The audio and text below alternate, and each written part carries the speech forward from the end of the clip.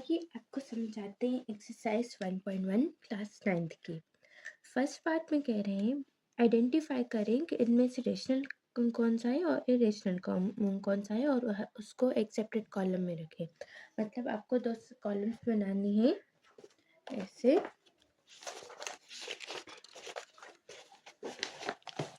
ऐसे रेशनल की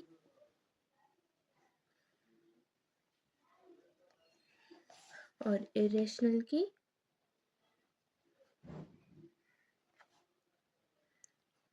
और उनको बीच में सेपरेट करके यहाँ पर लिखना है जो रेशनल नंबर्स हैं। जैसे 1/5 में डिनोमिनेटर 0 नहीं है तो ये क्या हो गया, रेशनल नंबर। और अगर हम दूसरा नंबर लिखे हैं अंडर रेडिकल 2, ये non terminating non recurring decimal है, वो इरेशनल नंबर होता है, तो वो किस में आएगा, इरेशनल में। ऐसे आपको ये सब क्लासीफाई करने हैं। और ये एक वैल्यू है जिसको हम कहते हैं पाई। पाई एक इरेशनल नंबर है जो सर्किल की वैल्यूज़, मतलब सर्किल का सर्कमफेरेंस, सर्किल का रेडियस वगैरह मालूम करने में, रेडियस नहीं सर्कमफेरेंस और बहुत सी चीज़ें मालूम करने में नीडेड होता है। तो ये भी एक इरेशनल नंबर होता है। इसकी वैल्यू होती है 3.14 और आगे चलती जाती है। और ये भी एक लॉगरिथम, ये नेचुरल लॉगरिथम का पार्ट है, तो ये भी इरेशनल नंबर है। तो आप इन सब में से क्लासीफाई करेंगे। अगर आपको कोई भी क्वेश्चन होगा तो आप मुझसे कमेंट्स में पूछ सकते हैं, लेकिन करेंगे आप खुद ही। ओके, नंबर सेकेंड पार्ट है, उसमें कह रहे हैं इन सबको इन सब में से बताएं कि कौन सा टर्मिनेटिंग डेसिमल है और कौन सा नॉन टर्मिनेटिंग डेसिमल है। तो इसका कौन सा तरीका होगा, आप इन सबको डिवाइड करेंगे।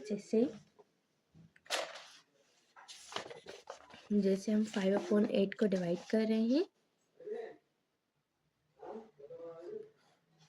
अभी हम 0.06 टाइम्स 2 0 तो 16 405 6 के बाद 2 टाइम्स हमने लगाया, फिर 5, तो ये 40 माइनस कर देंगे।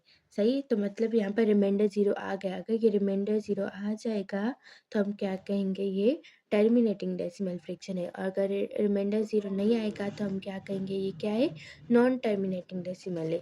तो आपको इसमें सिंपली क्लासीफाई करना है और कुछ भी नहीं करना है। अगर आपको इसमें से भी कोई क्वेश्चन हो तो प्लीज़ आप मुझसे कमेंट्स में पूछ सकते हैं। पार्ट 3 है, इन सब नंबर्स को नंबर लाइन पे ड्रॉ करना है। मैंने आपको सिखाया है अभी, फिर भी मैं एक सम करवा के दिखाती हूँ। जैसे 8/10 और -8/10 है। अगर 8/10 को हम देखें तो हमें पता है वो किसके बराबर है, 0.8 के अगर हम डिवाइड करेंगे तो हम पहले एक लाइन ड्रॉ करेंगे, उसमें बीच में हम 0 देंगे, यहाँ पर 1 2 3 और यहाँ पर -1 -2 और -3, यहाँ पर 1 2 3 4 1 2 3 4 ऐसे इक्वल स्पेसेस देंगे। मैंने इक्वल थोड़ी नहीं ली है, लेकिन आप इक्वल देंगे।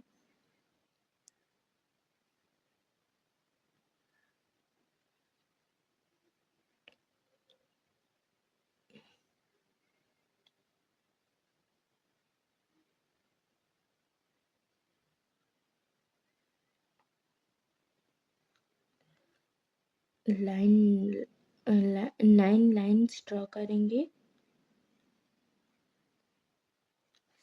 ऐसे। तो अभी 0.8 है तो 0 के बाद 8th लाइन 1 2 3 4 5 6 7 8, तो यहाँ पर हम ऐसे पॉइंट को ड्रॉ करेंगे और लिखेंगे 8/10।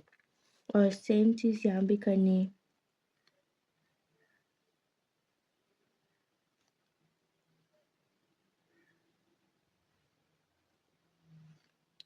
0.8 मतलब यहाँ पर -8/10 नंबर दूसरा सम भी हो गया। और अगर 1/1/4 है तो ये कैसे होगा?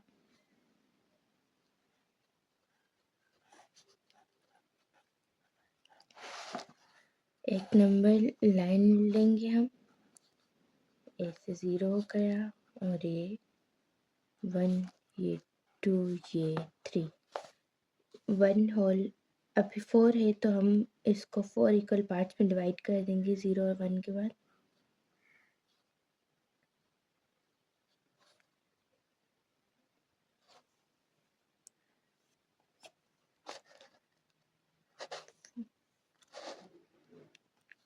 ये 1 2 3 4, 1 2 3 4। ओके, ऐसे मतलब डिनोमिनेटर के जितने पार्ट्स करेंगे उसके बाद 1 होल मतलब 1 के बाद 1, तो ये यहाँ पर हम ड्रॉ कर देंगे और आगे सारे सम्स भी ऐसे ही होंगे। और नेक्स्ट पार्ट है, पूछ रहे हैं can you make a list of all rational numbers between 1 and 2।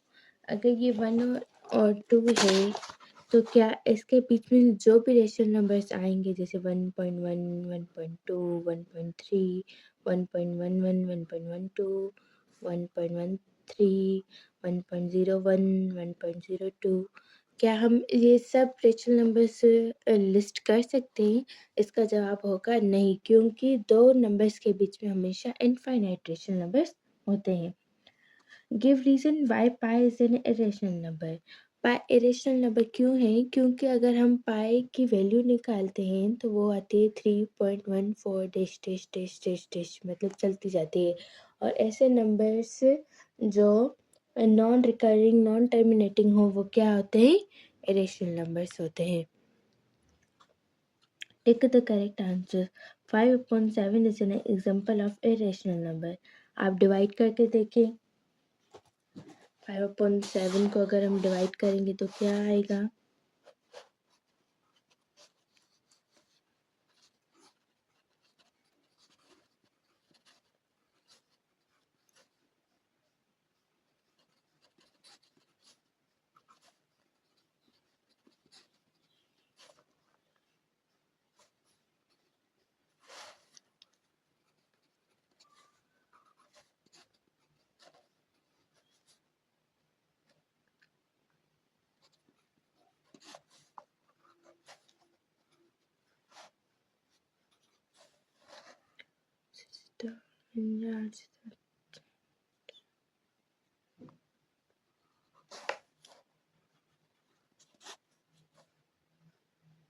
Oh sorry.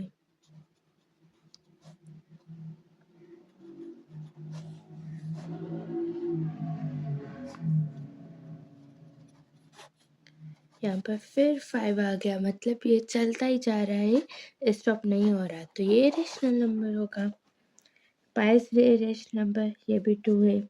0.131591 is an example of non-terminating non-repeating decimal fraction, ये भी सही है। 0.123 is an example of recurring decimal fraction, नहीं ये गलत है क्योंकि ये स्टॉप हो रहा है। 1/3 2/3 are lying between 0 and 1, जी ज़रूर, क्योंकि 1/3 को भी हम डिवाइड करेंगे तो 0 पॉइंट समथिंग आएगा और 2/3 को भी डिवाइड करेंगे तो 0 पॉइंट समथिंग आएगा, और ये दोनों 0 and 1 के बीच में ही लाई करते हैं। 1/3 is an example of rational number, ये गलत है क्योंकि √3 के अगर हम वैल्यू फाइंड करेंगे तो वो इरेशनल नंबर आएगा, तो इसलिए ये पूरा इरेशनल नंबर हो जाएगा। होप सो आपको समझ आया होगा। अगर आपको कोई भी क्वेश्चन है तो आप कमेंट में पूछ सकते हैं। Thank you.